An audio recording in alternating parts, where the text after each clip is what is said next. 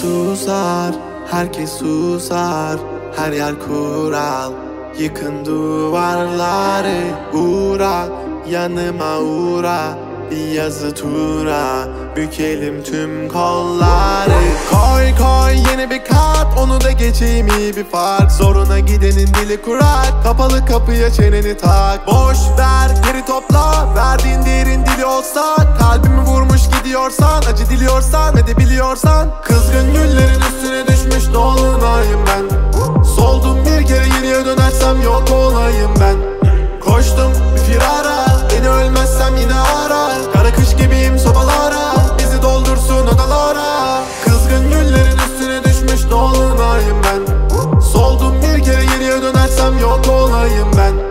Koştum bir firara, beni ölmezsem yine ara. Kara kış gibiyim sobalara, bizi doldursun odalara.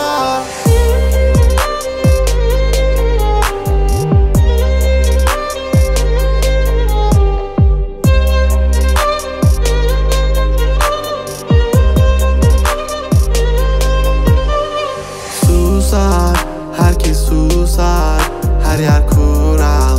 Yıkın duvarları, uğra, yanıma uğra. Bir yazı tura, bükelim tüm kolları. Normale döneceğim, hayatım versin istediğimi. Zorlama düşerim, şeytan duymasın dinlediğimi. Koy baba gitsin fırlavan, zorlama kadere trip atma.